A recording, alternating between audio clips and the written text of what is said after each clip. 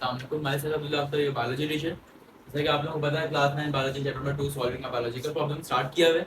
Next topic है हमारे पास theory law and principal. इसको पढ़ने से पहले अगर आप लोगों ने हमारा चैनल सब्सक्राइब नहीं किया हो तो सब्सक्राइब कर लें। मूव करते हैं अपने टॉपिक की तरफ कि थ्योरी लॉ या प्रिंसिपल जो है वो कैसे बनता है।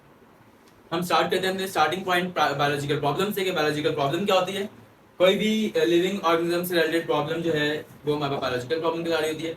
उसको सबसे पहले क्या किया जाता है, रिकग्नाइज किया जाता है। ठीक है, रिकग्नाइज करने के बाद 5 सेंसेस को यूज करते हुए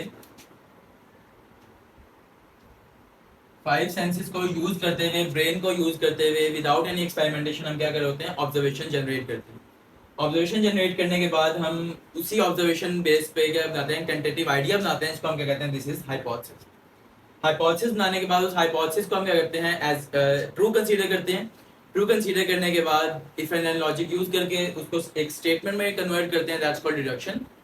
देन डिडक्शन को अप्रूव करने के लिए हम क्या कर रहे होते हैं, एक्सपेरिमेंटेशन करवाते हैं, ताकि हम देख सकें जो हमने डिडक्शन हाइपोथेसिस या ऑब्जर्वेशन बनाई है वो वाकई ही ठीक है या नहीं ठीक। देन अगर एक्सपेरिमेंटेशन प्रूव हो जाए तो हम क्या करते हैं, समराइज करते हैं अपने रिजल्ट्स को। जितने भी रिजल्ट्स हैं सबको इकट्ठा करके इन रिटन फॉर्म, एक क्या लें, कंपाइल फॉर्म में बना लेते हैं, दैट्स कॉल्ड समराइजेशन। अगर तो अप्रूव हो जाए देन समराइजेशन हो जाती है। अगर अप्रूव नहीं हुआ, इफ नॉट अप्रूव, देन दोबारा हमारा प्रोसीजर जो है वो कहाँ पर चला जाता है, ऑब्जर्वेशन। कि जो बायोलॉजिकल प्रॉब्लम है उसके रिगार्डिंग हम क्या करते हैं, दोबारा से न्यू ऑब्जर्वेशन जनरेट करते हैं और दोबारा यही जो फॉलोअप है वो कंटिन्यू होता है।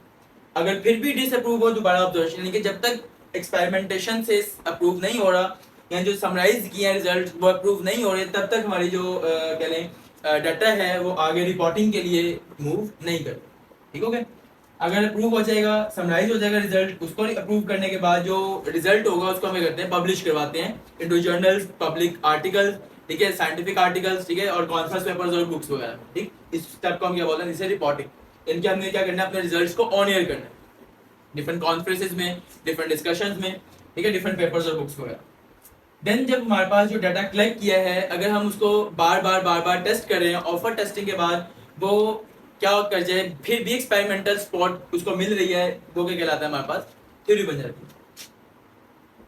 ठीक, यानी कि हमने एक हाइपोथेसिस जनरेट की थी, उस पर टेस्टिंग की। क्योंकि जाहिर सी बात जब हाइपोथेसिस जनरेट करते हैं तो टेस्ट सिर्फ एक पर्सन नहीं कर रहा होता, मल्टीपल ग्रुप्स जो है उस पर एक्सपेरिमेंट परफॉर्म करवा रहे होते हैं। ठीक है, कि कहीं ना कहीं कोई डिफॉल्ट कोई गैप मिल जाए, उस गैप को वो जो एक्सपेरिमेंट परफॉर्म करवाने वाले हैं उसको एज ए कह लें डिफेक्ट क्रिएट कह लें पॉइंट करके खुद उसको ठीक कर सकते।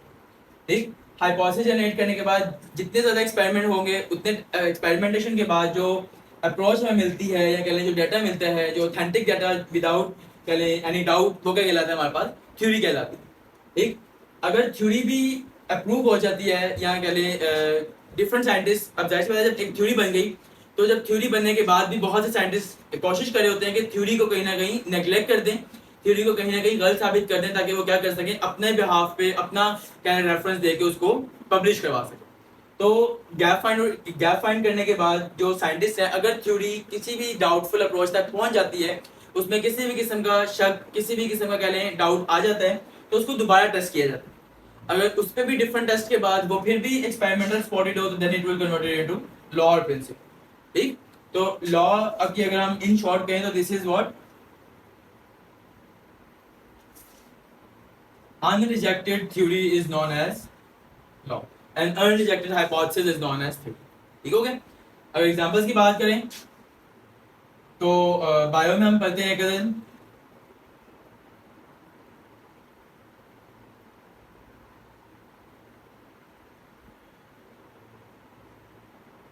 कोएफिशिएंट टेंशन थ्योरी, ठीक है, प्लांट्स में वाटर फ्लो के लिए।